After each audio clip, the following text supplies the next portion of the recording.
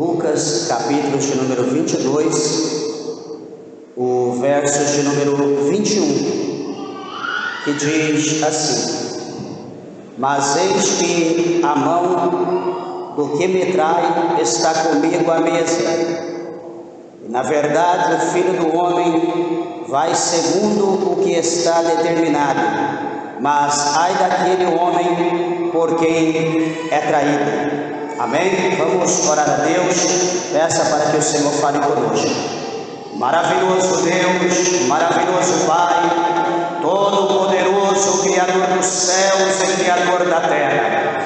Meu Deus, mais uma vez na Tua presença nós nos colocamos, meu Pai, para adorar, glorificar e bendizer o Senhor, meu Deus. Obrigado, Senhor Jesus, pela Tua bondade, pela Tua misericórdia, meu Deus, pela Tua presença aqui em nosso meio, neste lugar, Senhor. Ah, meu Deus do céu, Senhor que conhece o coração, o pensamento do ser humano, meu Pai. O Senhor conhece a necessidade da nossa alma, meu Deus. Lava-suienda, lavaia.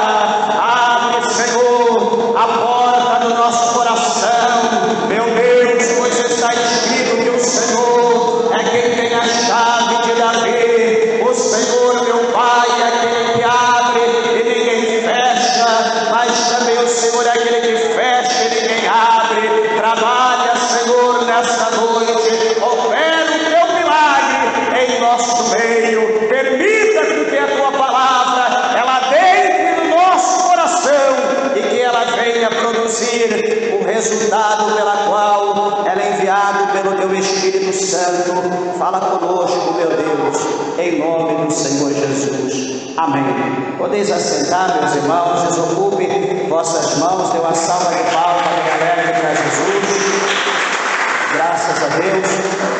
Quero, antes de falar da palavra de Deus, por favor, pedir toda a reverência à palavra do Senhor. É você que está com a criança, com o filho, mantenha no teu colo, amém?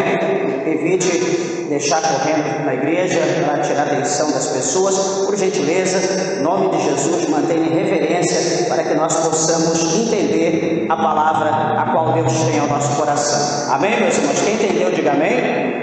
Graças a Deus. Igreja, estamos aqui diante desse texto glorioso com a palavra de Deus, onde esse texto aqui, né, que começa no verso de número 14, vai falar conosco acerca da celebração, né, do Senhor Jesus Cristo com os seus discípulos, acerca da última ceia. E é interessante, né, que aqui Jesus ele vai se reunir, né, com os seus discípulos, e antes de Jesus ele participar da ceia, né, da Santa Ceia, Jesus ele participava da Páscoa, né? Na verdade era dois eventos, segundo diz, né, os historiadores. Alguns teólogos dizem que havia dois eventos, né? O primeiro era a Páscoa, que eles comiam, né, em ocasião da recordação, né, de quando eles saíram do Egito, né, ali do Êxodo, né, o livramento que Deus deu para eles, a retirada, né, deles do Egito para a terra de Canaã, que é a terra que emana leite e mel. Então o Senhor ali instituiu a Páscoa, né, eles precisaram ali participar da Páscoa antes da saída. E aqui Jesus também, né, ele vai reunir, né, os seus discípulos. A Bíblia mostra que é chegada a hora, né, Jesus ele vai reunir a mesa com os seus discípulos, com os apóstolos, e o Senhor agora ele vai mostrar, né, para os discípulos que ele desejou, que ele teve uma vontade muito grande, uma vontade imensa de participar, né, daquela Páscoa, daquela refeição juntamente com os seus discípulos. Era um momento de muita alegria de Jesus, talvez todos os momentos, né, na missão, os momentos da pregação, né, os momentos ali que Jesus teve, né, com os seus discípulos, todos foram momentos louváveis, mas o momento que Jesus mais esperava, como ele está dizendo aqui, que ele desejou muito comer, né, com eles a Páscoa antes que ele padeça. E eu quero falar alguma coisa sobre isso porque Jesus, ele, nos 3 anos de ministério de Jesus, dos 30 anos até os 33 anos, tudo que Jesus ele fez, foi, na verdade, tudo foi para a glória de Deus. E os discípulos, começando desde da boda de Caná, daquele evento que teve, daquela festa de casamento, onde Jesus ele foi convidado, onde estava sua mãe, seus irmãos, irmã, enfim, todos os familiares de Jesus ali, também alguns dos seus discípulos. A Bíblia mostra para nós que naquela festa principiou-se o primeiro milagre de Jesus, que foi transformar a água em vinho. O evento ali demorava mais ou menos uma semana, aquela festa de casamento, e no meio da festa acaba-se o vinho.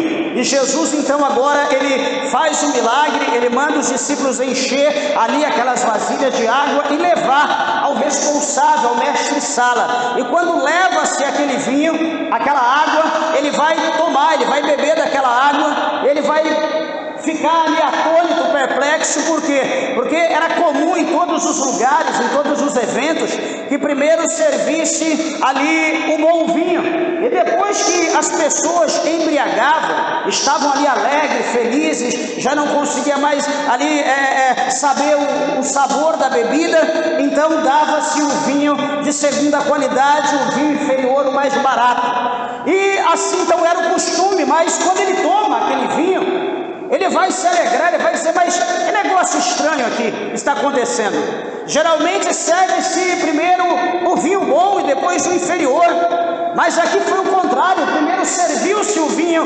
inferior e agora o vinho bom. E a Bíblia diz que os discípulos não falaram nada, mas todavia eles sabiam que aquilo que ele estava bebendo não era um vinho bom, mas a água que Jesus mandou colocar naquelas vasilhas e levar. E no tocante que os seus discípulos estavam levando aquela água se converteu num vinho bom. E ali então os discípulos se alegraram e foram manifesto a eles que Jesus havia feito aquele milagre, porque eles bem sabiam que aquilo não era vinho, era água. E deixa eu dizer uma coisa para os irmãos. Então, a partir daí, desse primeiro milagre de Jesus, interessante que os discípulos agora eles adquirem fé na pessoa de Jesus, e Jesus vai fazendo milagres, vai fazendo, a fé daqueles homens vai aumentando de uma maneira muito grande, e até chegar lá no capítulo 21, do Evangelho segundo escreveu João, aonde o apóstolo João ele diz que se fosse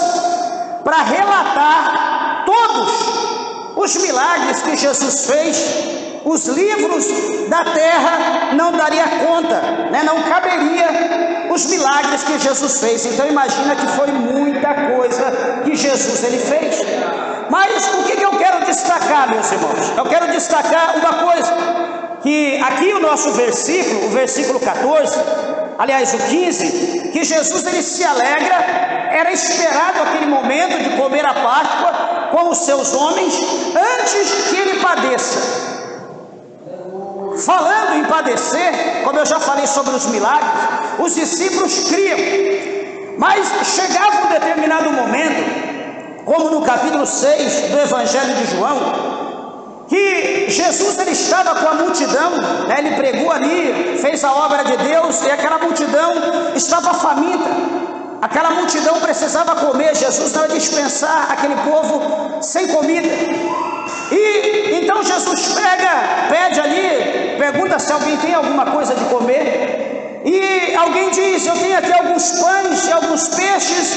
E Jesus pediu que desse a ele, mas alguns meneavam a cabeça, balançava a cabeça, olhava para Jesus e dizia: o que é isso, para uma multidão como essa? Mais de 5.000 homens, mulheres, fora criança, isso não é nada. Talvez é para ele comer sozinho, nem para ele, nem ele comendo iria satisfazê-lo, porque era pouco. Mas observa bem que Jesus, ele apresenta aquele pão, aquele peixe ao Pai, e Jesus então começa a distribuir aos discípulos, os discípulos ao povo, e de repente aquela multidão, ele se alimenta. De repente aquele povo fica farto, fica saciado, e a Bíblia diz que o que sobra enche vários cestos. Como explicar uma coisa dessa? Meus irmãos, milagre não se explica. Milagre nós precisamos simplesmente receber e dar glória a Deus, porque é coisa que a gente não tem como explicar. Se alguém for explicar, fica louco. Milagre não se calcula, milagre não se explica, milagre é coisa para Deus. E observa-se então que no tocante a tudo isso, a palavra do Senhor vai mostrar para nós que Jesus ele vai ficar meio constrangido, porque o povo receberam milagres, o povo foi curado, foi alimentado pela palavra, sua carne foi alimentada por um pão e peixe, e agora então eles vão ficar felizes com Jesus, eles vão querer que Jesus agora torne o seu rei, eles querem agora que Jesus ocupe o trono e que Jesus governe sobre ele, porque Jesus alimentou a sua alma, Jesus alimentou o espírito daqueles homens, e Jesus também alimentou a carne com poucas coisas Jesus deu de comer que sobejou. Será que teria algum homem mais excelente do que Jesus? Será que teria algum homem mais poderoso do que Jesus que pudesse fazer o que Jesus fez? Então eles querem colocar Jesus como seu rei, mas Jesus agora ele vai começar a falar algo.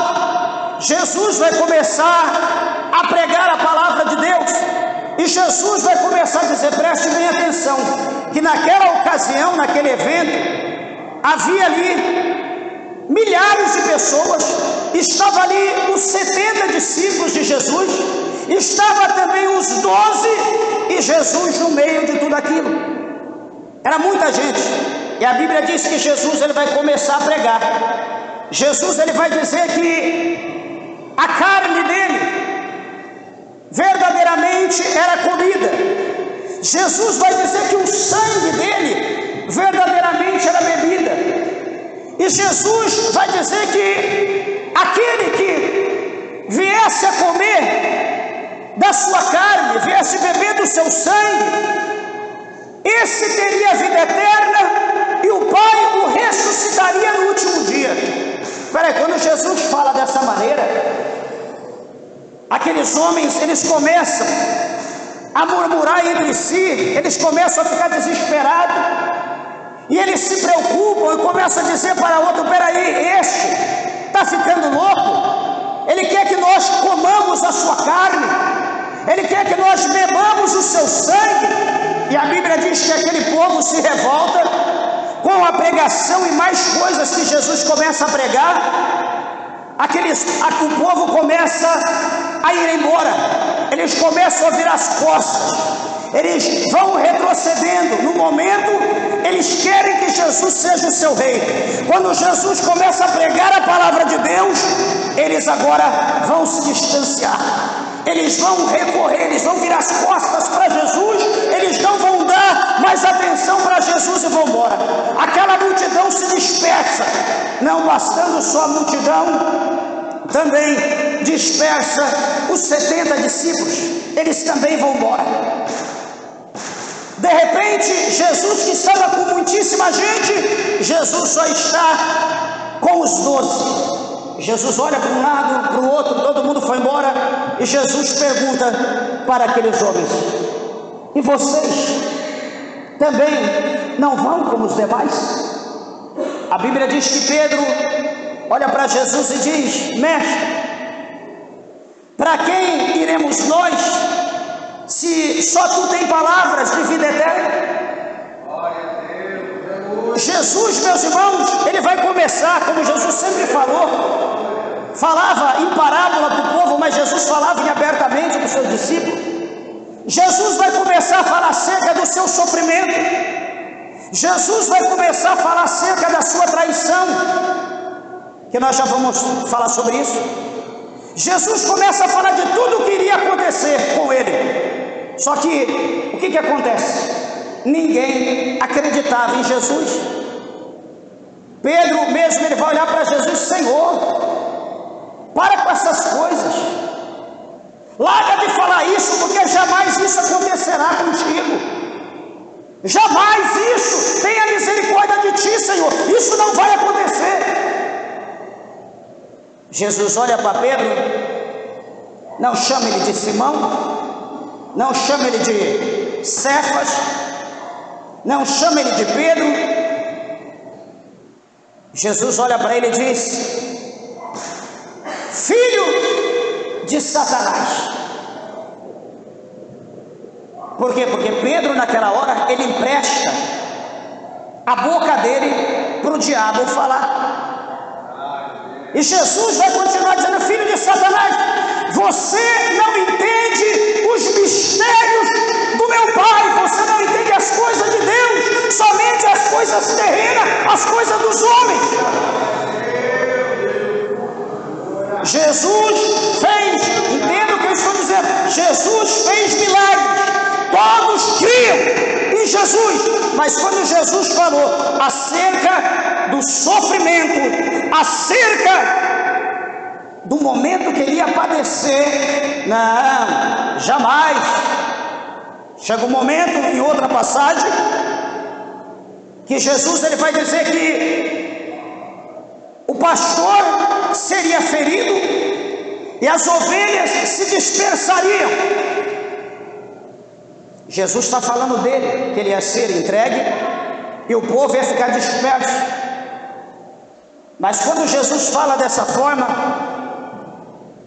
Pedro vai dizer para Jesus, fala: Senhor, de maneira alguma eu te abandonarei, de maneira alguma eu deixarei o Senhor, se possível for, eu darei a minha vida por ti, eu morrerei no teu lugar. O que nós entendemos com isso? Que Pedro, ele estava falando dessa maneira porque estava tudo bem, estavam abrigados, estavam protegidos, Jesus estava com eles, o vento não assoprava, o mar não estava revolto, o pão estava na mesa, tinha água, tinha cama, lugar para eles deitarem a sua cabeça. Não havia nenhum edito de perseguição a Jesus e aos apóstolos de Jesus ainda. Tudo estava normal, o vento estava soprando a favor. Meus irmãos, é bom nós medirmos o tamanho da palavra que nós falamos, porque Jesus ele fala no Evangelho segundo escreveu Mateus que todos nós um dia nós teremos que dar conta de toda a palavra ociosa que sai da nossa boca.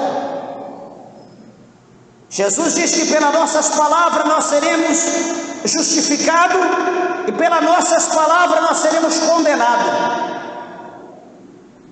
Ou seja, o peso maior para a condenação ou para sermos absorvidos no dia do julgamento vai ser pelas nossas palavras. Talvez nem tanto pelas nossas atitudes, mas o maior peso vai ser pelas nossas palavras. Por isso que, onde foi lido aqui hoje, em Eclesiastes, o sábio, ele escreveu dizendo no capítulo 5 de Eclesiastes, para nós atentarmos quando nós adentrarmos a casa de Deus, para nós entrarmos atentos, estar mais prontos a ouvir do que a falar. Graças a Deus que aqui nós somos crentes e nós atentamos para a palavra de Deus, porque tem lugar por aí que a igreja parece mais um circo. É blá blá blá blá blá para todo lado, é pessoas conversando, mascando chiclete, brincando no celular, jogando na rede social.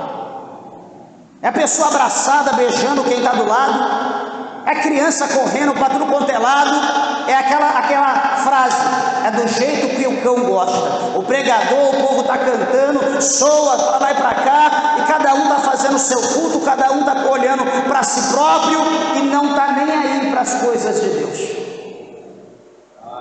Nós temos que ter cuidado com isso. Mas enfim, Jesus ele vai falar para Pedro e vai dizer: Pedro, Eu ouvi o que você disse, que se possível você daria a vida por mim. Todos os demais seguiriam Pedro e disse que dariam a vida também por mim. Só que eu quero fazer um desafio, eu vou te dar um sinal. E Jesus diz: o galo não cantará enquanto 3 vezes você não me negar.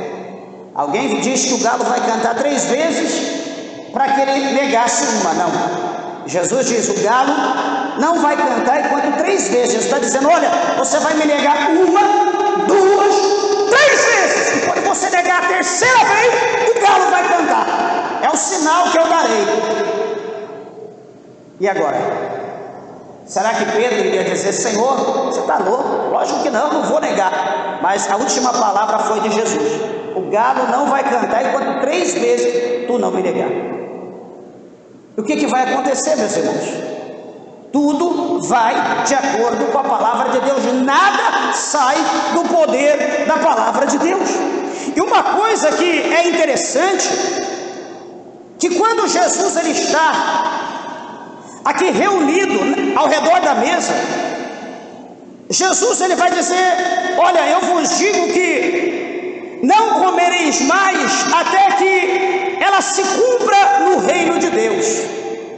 Jesus estava mostrando algo ali para eles, aquela Páscoa, a ceia que eles iam participar, e que iria ter continuidade no céu. A próxima que eles teriam com Cristo seria no arrebatamento, seria quando a igreja estivesse congregada, reunida com Jesus. Por isso que ele diz aqui: se cumpra no reino de Deus. E tomando o cálice, e havendo dado graças, diz: tomai e reparti entre vós. Então todos agora vão participar do cálice, do mesmo cálice, do mesmo suco. E detalhe, quando a Bíblia fala aqui no Novo Testamento, quando a Bíblia fala no vinho,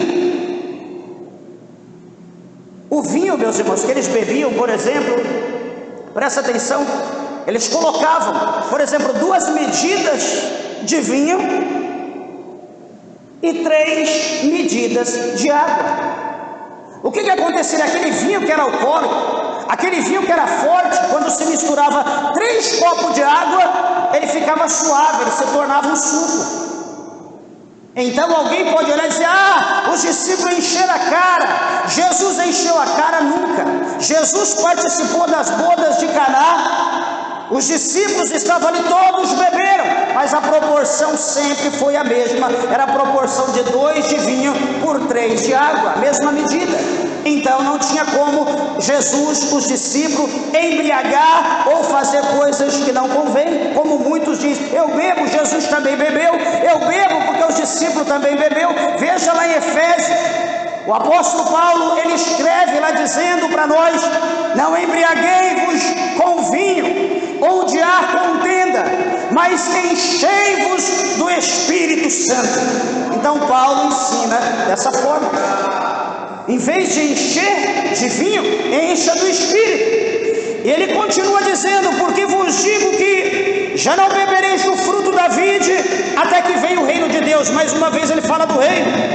E tomando o pão e havendo dado graças, partiu e deu-lhe, dizendo: este é o meu corpo que por vós é dado, fazei isto em memória de mim. Semelhantemente tomou o cálice depois da ceia, dizendo: este cálice é o Novo Testamento no meu sangue, que é derramado por vós.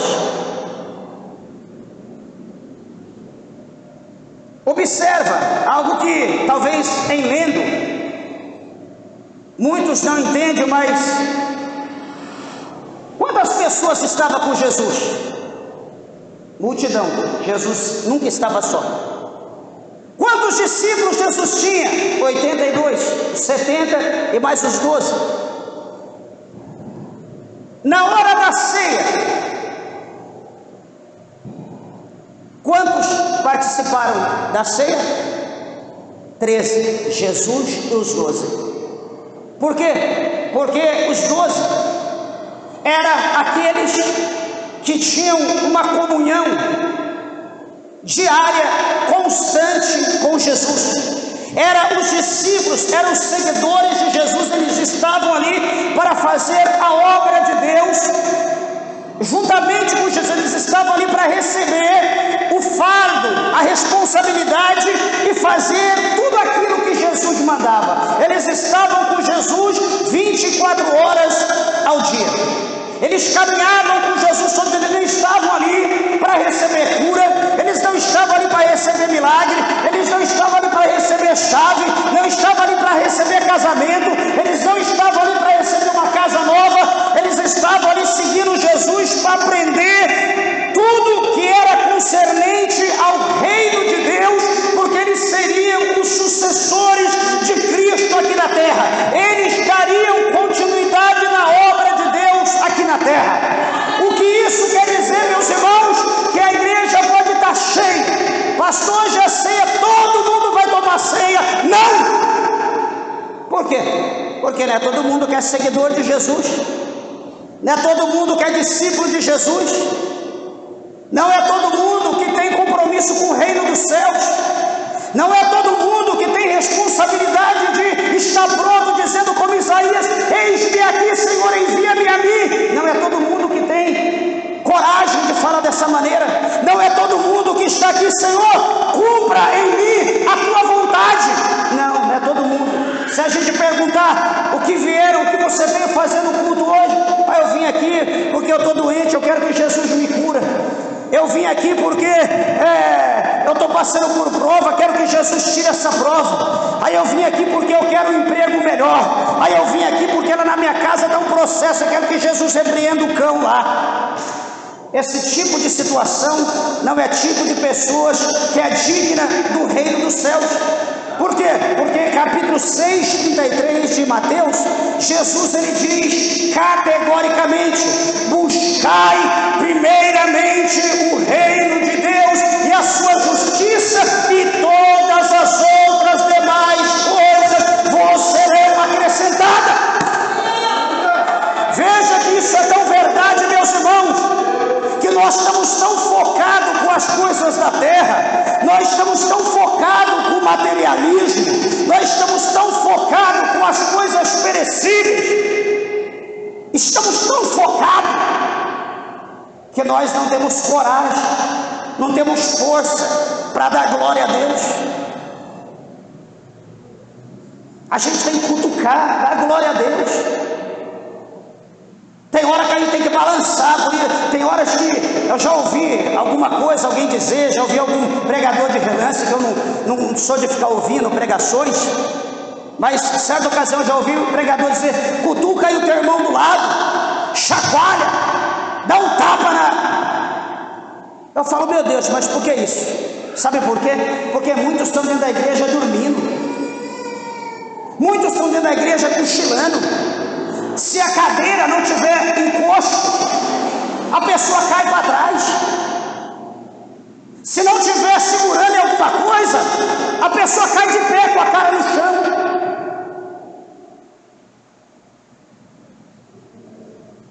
Deixa eu dar uma advertência. Tinha um rei muito poderoso, muito conhecido, muito honrado, cujo nome era Herodes, o poderoso. Chega um dia, na sua apresentação, estava toda a multidão ali, e a Bíblia diz que a multidão começa a dar glória a Deus. Que bênção, né? Que maravilha, todo mundo glorificando o nome do Senhor. Que coro celestial, que coisa maravilhosa, né? Que som, que melodia que sobe aos ouvidos dos seres celestiais, do Pai, do Filho e do Espírito Santo, dos anjos, dos arcanjos que estão no céu. Que maravilha é ouvir glórias a Deus. Que maravilha é ouvir aleluia. Que maravilha é ouvir línguas estranhas. Que maravilha ver o céu sendo exaltado. Mas a Bíblia diz que Herodes, ele estava com a boca fechada, e com a boca fechada Herodes continuou. Sabe aquele crente birrento? eu não dou glória a Deus. Quero ver quem vai fazer eu dar glória a Deus. Pode pisar no meu pé, eu grito ai, mas eu não grito, não dou glória a Deus.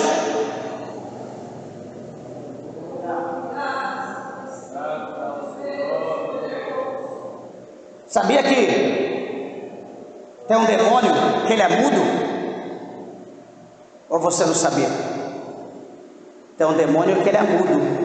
Ele é mudo e surdo. Porque se você ouve, você fala. Se você não ouve, você não fala. A Bíblia mesmo diz que Jesus, certa vez, tinha um homem que era mudo, não falava. Jesus tocou no ouvido dele. E Jesus falou uma palavra em aramaico, uma palavra pequena, cuja palavra era efatá, que traduzido quer dizer abre-te. Só isso. Quando Jesus fala dessa forma, o ouvido daquele homem explodiu, abriu, e aquele homem começou a dar glória a Deus.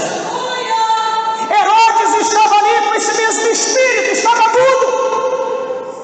E todo mundo dando glória a Deus. O que acontece com Herodes?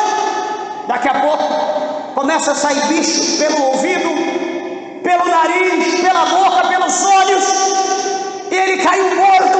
E a Bíblia diz que ele morreu comido de bicho, porque ele não deu glória a Deus. É simples. Glórias a Deus. É simples. Aleluia. Ai, pastor, mas eu tenho vergonha. Vai que alguém vê que eu sou crente. Ué, nós estamos aonde? Não é na igreja? Nós não estamos aqui para adorar a Deus. Nós não estamos aqui para glorificar o Senhor. Deixa eu falar só uma coisa que já continuo. Conheci um pastor, amigo nosso. Sabe aquele pastor que senta ali e fica assim?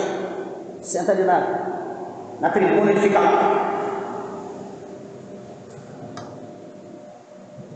Parece o juiz, não dá glória a Deus, não pisca, fica ali o tempo inteiro, mudo, o fogo pode estar caindo na igreja, ele ponta a cabeça, o povo voando, ele está ali, sério, mudo.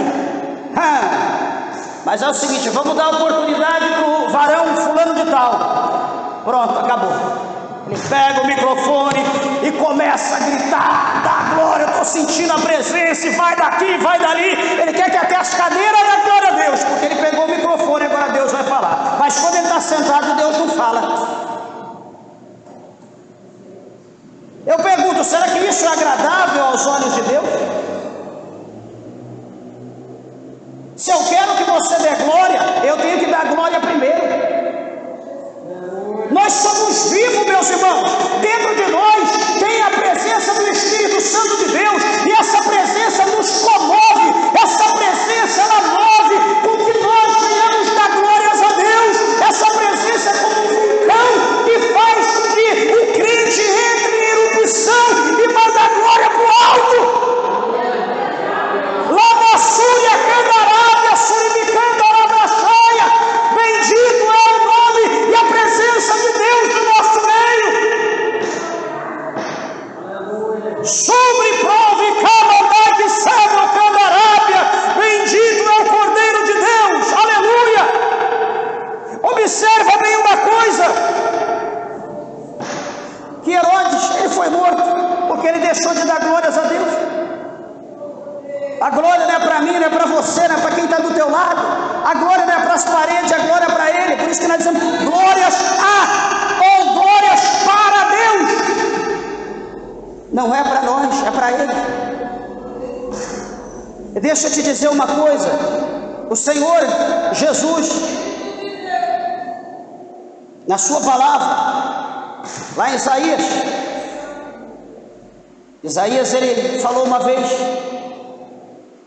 O Senhor, usando a vida dele, diz: minha é a glória, eu não darei a outra, e nem o meu louvor aos ídolos, às imagens de escultura. Deus é um Deus zeloso, é um Deus que tem ciúme. Uma coisa que chama aqui a atenção no versículo que nós lemos, que é o versículo base, o versículo 21, onde ele diz: mas eis que a mão do que me trai está comigo à mesa.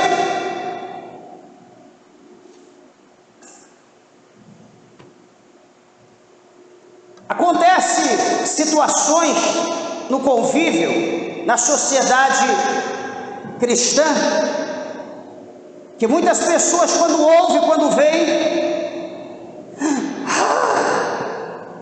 falta arrancar o cabelo da cabeça, igual a minha, e dizer: meu Deus, aconteceu isso dentro do crente. Outros pegam o microfone e diz: há pecado escondido dentro da igreja, hoje Deus vai revelar.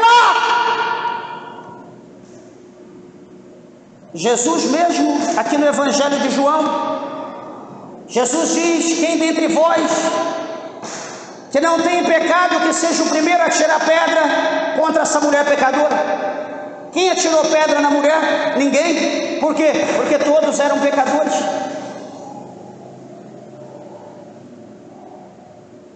O que João, aliás, o que o apóstolo Paulo fala em Romanos, lá no capítulo 7, versículo 19 e versículo 21, o apóstolo Paulo, ele diz que o pecado, ele habita dentro de cada ser humano, ele habita dentro de cada indivíduo.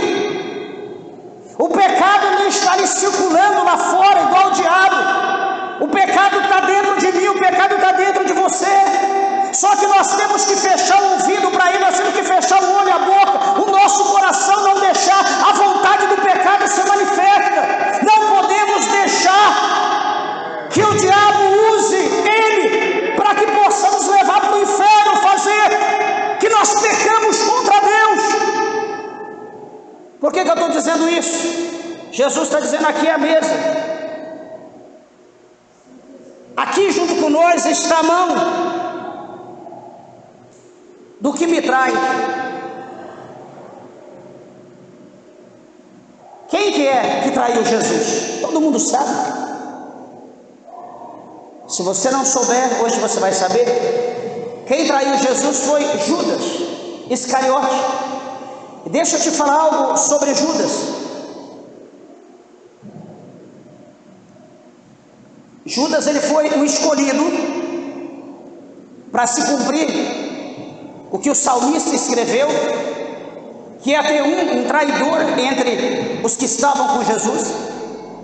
Tudo que foi predito, que foi falado lá atrás, na antiga aliança, no Antigo Testamento pelos profetas, tudo se cumpriu em Jesus. Aquilo que foi dito acerca do Messias, o Filho de Deus, tudo se cumpriu. E um seria escolhido, que seria o traidor. Jesus escolhe 11, e Jesus escolhe Judas, o 12º. Detalhe, a Bíblia mostra para nós que Judas, além de ser, como Jesus fala aqui no verso de número 14 do capítulo 22, Judas era um apóstolo. Judas também era tesoureiro. O que é tesoureiro? É aquele que na missão de Jesus, ele recebe as ofertas, ele recebe os votos, ele recebe os dízimos, ele recebe as ofertas alçadas, ele ajuda ali, ele mantém a contabilidade da missão de Jesus, ele cuida de tudo aquilo que entra na obra, na missão. A Bíblia fala para nós no capítulo 12 do Evangelho de João, que chega um dia que Jesus, ele está num determinado lugar, e chega ali uma mulher, e Jesus está num determinado lar, numa reunião, e a Bíblia diz que chega uma mulher, e essa mulher com um vaso de perfume, um perfume caríssimo. Se fosse calcular no dinheiro de hoje, era mais de 10 mil reais, era uma fragrância muito boa, muito cara, caríssima, porém o vidro muito pequeno. E a Bíblia diz que ela chega até Jesus, ela abre aquele vidro e ela derrama aquela essência caríssima sobre a vida de Jesus, que aquele cheiro exalou-se por todo lado. Quando ela faz aquilo, veio o espírito de revelação, de adivinho naquele Pedro, aliás, naquele Judas, perdão, e ele vai se levantar em defesa da multidão, ele vai se levantar em defesa do povo, em defesa dos pobres, dos miseráveis. Ele vai dizer: que desperdício foi esse? Que loucura! Que esbanjamento! Por que fora feito algo dessa forma? Melhor fosse, não conselho, ao conselho dele, melhor fosse que vendesse essa especiaria, que vendesse esse perfume, esse vaso de alabastro, caríssimo, e depositasse o dinheiro na salva, para que eu pudesse dar aos pobres. Olha o cuidado de Judas. Eu poderia ter vendido, que assim a gente daria aos pobres. Mas aí, entre parênteses, lá no capítulo 12, no início, a Bíblia diz que Judas, ele fala do cuidado com os pobres, não porque ele era zeloso, não porque ele queria cuidar dos pobres de fato, mas a Bíblia diz que porque ele era ladrão, porque ele era ladrão, está escrito lá. E agora, olhando aqui para a mesa, Jesus com os 12, e Jesus diz: mas eis que a mão do que me trai está comigo à mesa. Veja que, além de ladrão, o que ele é também? Um traidor. Geralmente quem é ladrão também é traidor. Geralmente aquele que rouba para dividir com alguém sempre vai guardar uma parte maior para ele e apresentar uma parte menor para os outros, dizendo que ele teve uma parte mínima e aquela parte tem que ser dividida de igual, mas ele ficou com uma parte maior. Todo ladrão é traidor, está escrito aqui, Jesus fala categoricamente. Imagina os 12 ao redor da mesa, todo mundo ali, cada um daqueles que ali estava tinha um temperamento, um comportamento como todos nós. Tinha aquele mais amoroso, tinha aquele mais ríspido como Pedro, né? Aquele amoroso como Tiago, aliás, como João. Cada um tinha ali um sentimento. E Jesus conhecia todos, porém ali estava Judas, que era um traidor e que era ladrão. O capítulo 10 desse Evangelho de Lucas, o capítulo 10 do Evangelho de Mateus, presta bem atenção no que eu vou dizer. O que o versículo 14 está dizendo? Que estava com Jesus na mesa quem? Os 12 apóstolos. No capítulo 10 diz que Jesus manda de 2 em 2 para fazer a obra, para que eles pudessem anunciar dizendo que o reino de Deus havia chegado e para o povo se arrepender. E Jesus diz: eis que eu vos dou poder.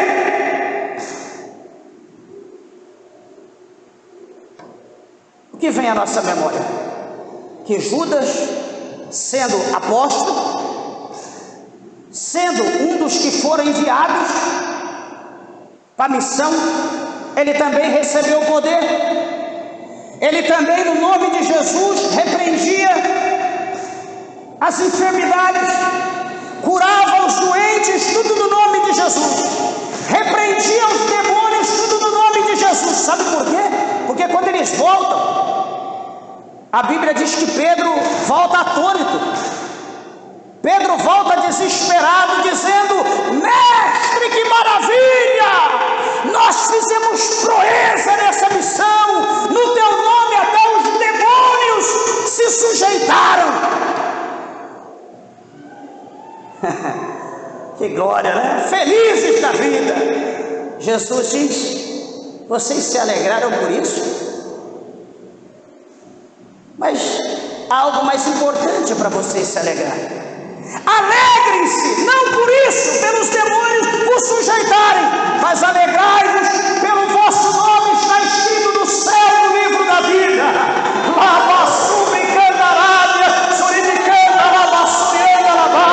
Nós alegramos com cura, com libertação, nós nos alegramos como cana manifesto e repreendido. Mas Jesus diz para nós nos alegrarmos, o gozo maior, a alegria maior é de ter o nosso nome escrito no céu, no grande livro da vida.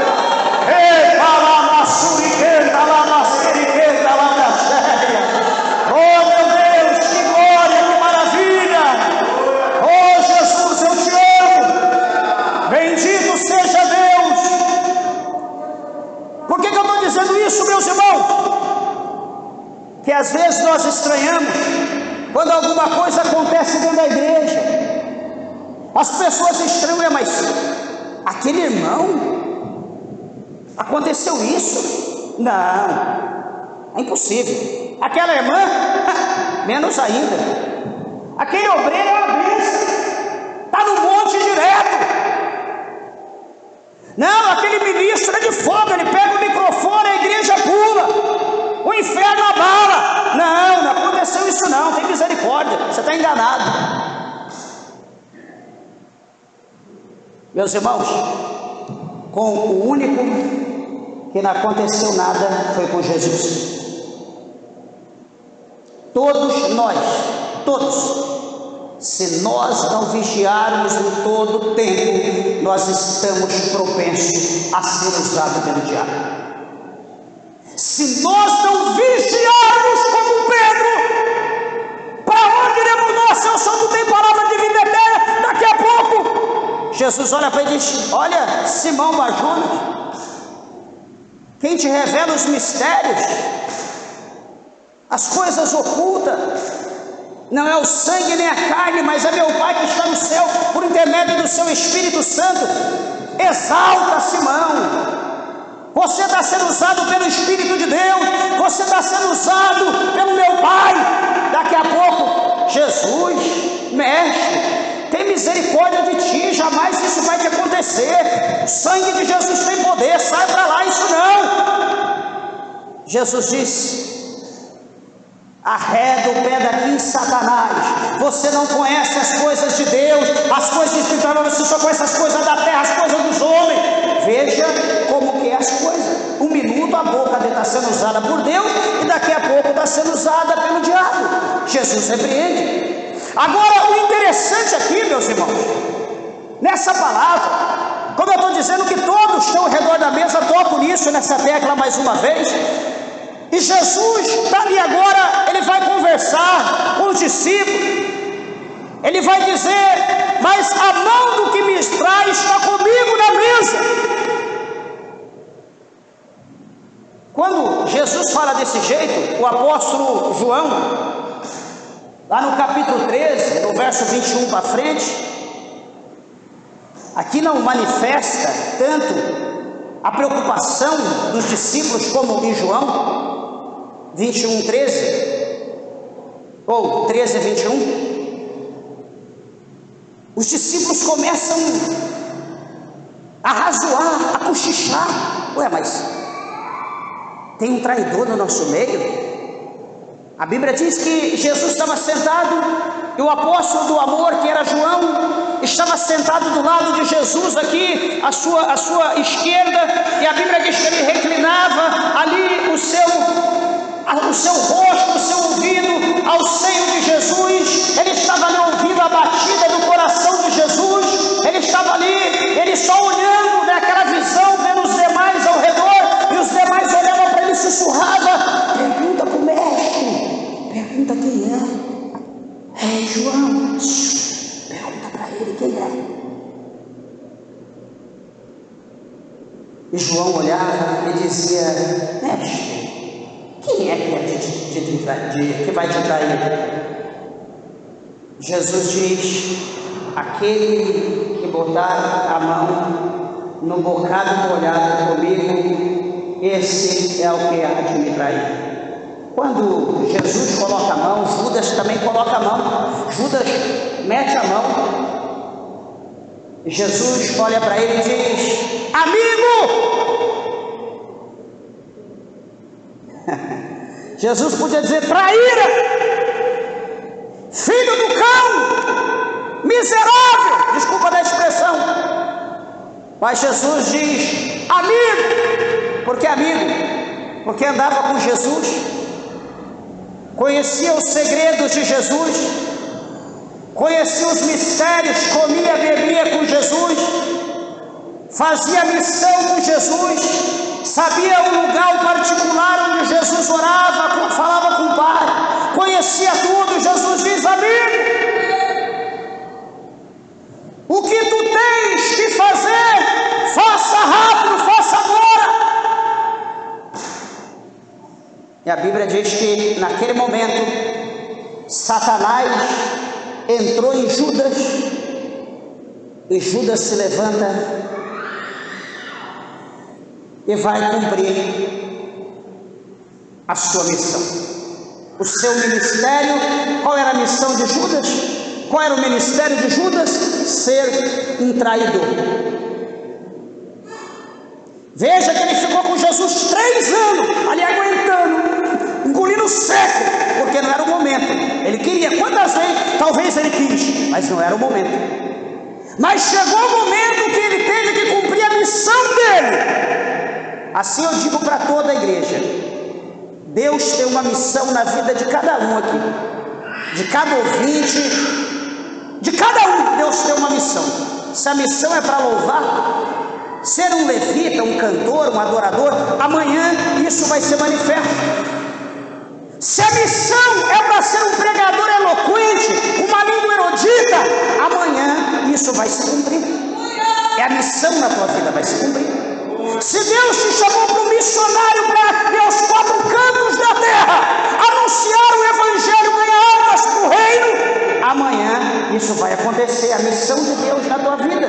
Ai, por que já não aconteceu? Tinha que ter acontecido. Não, calma aí, daqui a pouco vai acontecer, o momento certo.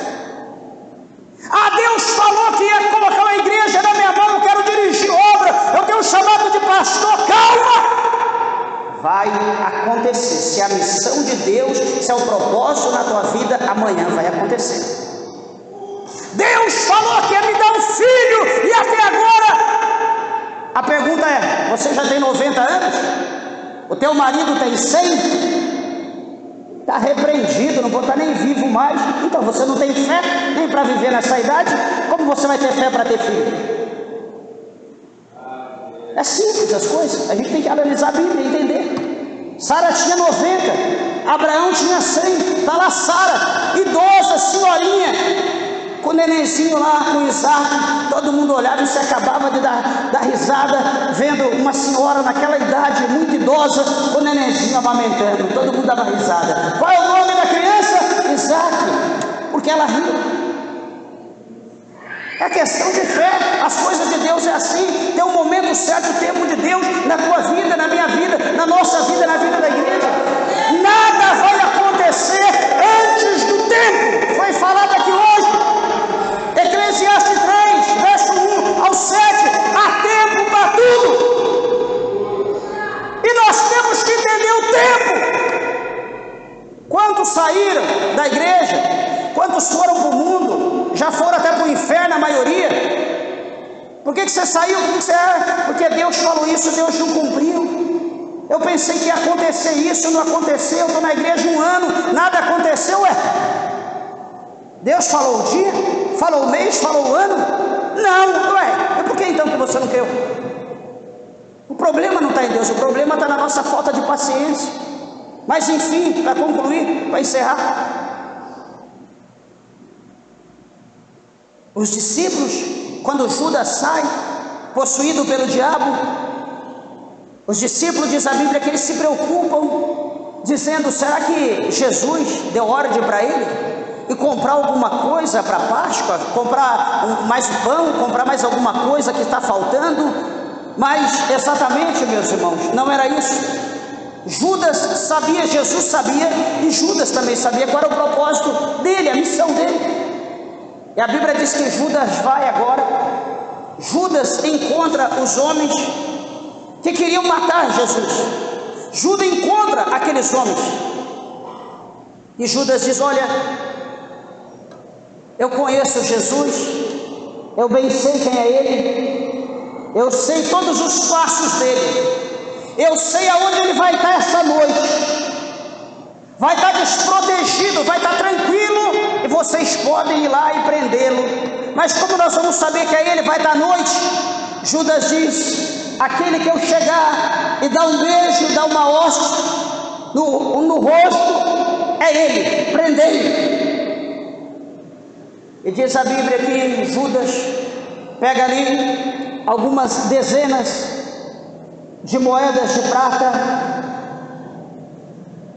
e Judas então sai feliz da vida com aquelas moedas, achando que agora ele está rico, achando que aquelas moedas compram a salvação da sua alma, achando que aquelas moedas iria colocar ele no céu, achando que aquelas moedas traria para ele alegria, traria para ele paz. Ele acha que com aquelas moedas ele ia comprar uma fazenda, ele ia cultivar ovelhas, cultivar vacas, ele acha que ele ia plantar trigo, ele acha que ele ia ser um homem riquíssimo, feliz da vida, abençoado.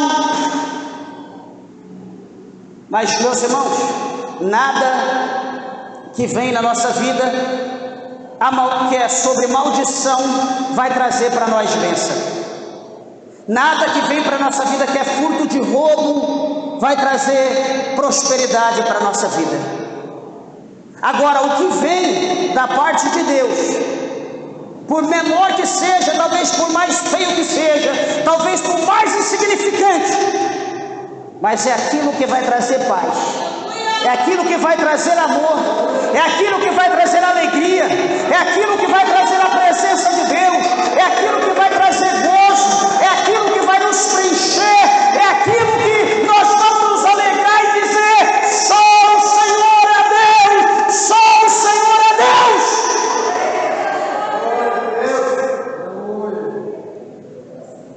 Mas, e para nós entendermos isso, mas enfim, Jesus está no monte, Jesus está orando, Jesus está falando com o Pai. Daqui a pouco chega uma centena de soldados, chega ali Judas chega a passos largos, vai até Jesus, abraça ele, dá um beijo e diz: Rabi, beija o rosto de Jesus e larga Jesus. Jesus olha para ele e disse: amigo, por que me traíste?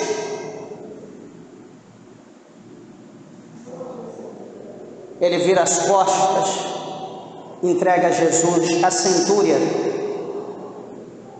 romana. Os romanos, com espada, com lança, com escudo, fortemente armado. Os evangelhos diz que eles perguntam a Jesus: és tu Jesus, o Nazareno? E Jesus diz: eu sou. Quando Jesus diz: eu sou, todos caem por terra. Ele se levanta, pega a arma, põe capacete, tira a sujeira, fica de pé e diz: és tu Jesus, o Nazareno? Jesus diz: eu sou. Todos caem para trás de novo, caem no chão. Se Jesus desse um sopro, estavam voando até hoje, perdido no espaço. Só Jesus disse: eu sou. Saiu só um pouquinho de vento, todo mundo caiu para trás, ninguém ficou de pé.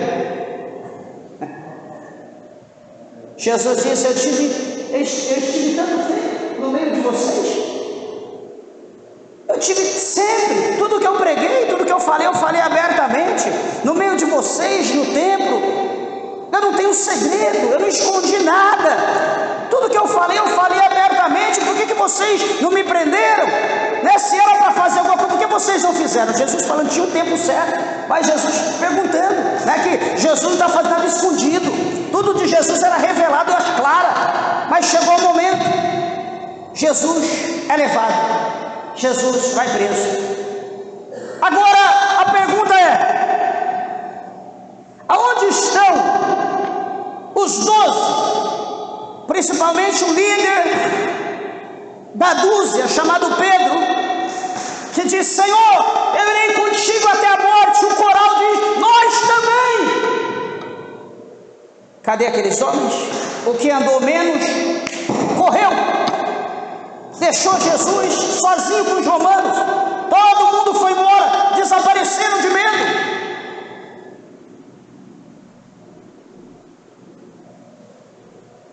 Jesus é levado e começa o julgamento. Estava uma noite fria, uma noite gelada, com neblina, aquele sereno forte, tempo de inverno.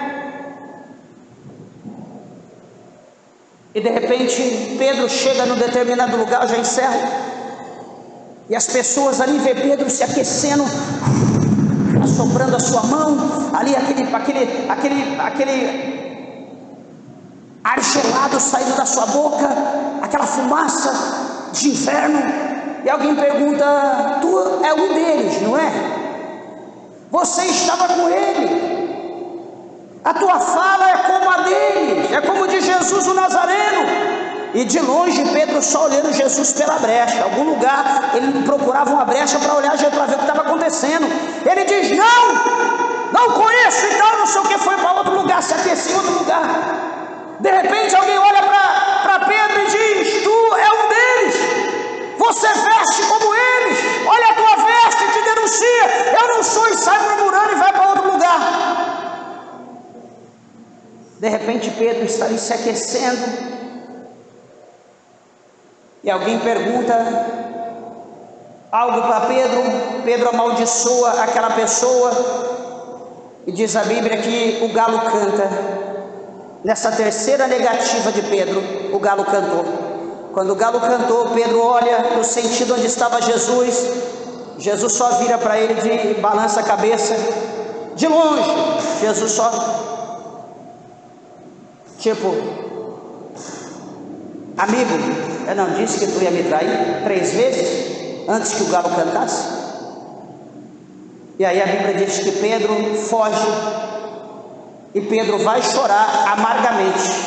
Pedro vai derramar a sua alma em lágrimas, pela atitude do que ele fez, de ver que ele não foi homem o suficiente para sustentar as suas palavras, a qual ele havia dito para Jesus.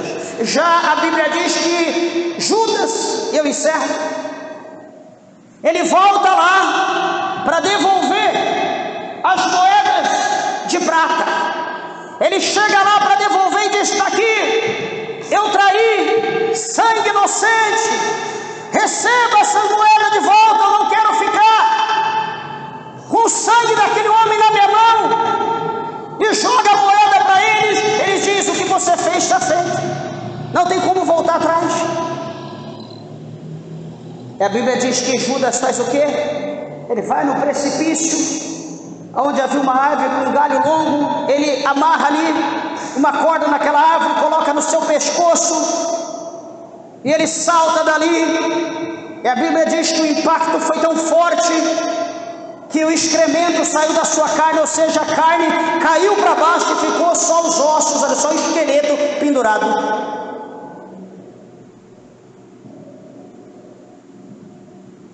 Olha o preço da traição.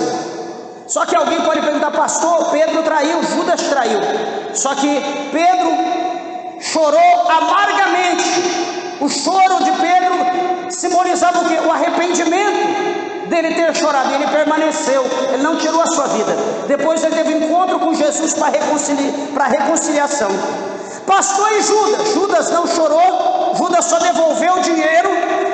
E a consequência daquilo foi tirar sua própria vida. Não houve arrependimento de Judas. Se Judas tivesse arrependido, também chorado, e fosse pedir perdão, Jesus teria perdoado tranquilamente, sem problema. Porque o que fizeram com Jesus, a barbárie que Jesus passou lá na cruz do Calvário, antes dele expirar, dele entregar o Espírito ao Pai, ele disse: Pai, perdoa eles, pois eles não sabem o que faz. Você está entendendo? Então, assim que funcionam as coisas. O que nós aprendemos com essa palavra? Que eu não sou perfeito, você não é perfeito, todos nós somos imperfeitos. Todos nós estamos num processo de melhoria, de crescimento espiritual. Por isso que as cartas aqui escritas da palavra de Deus diz que nós precisamos crescer na graça e no conhecimento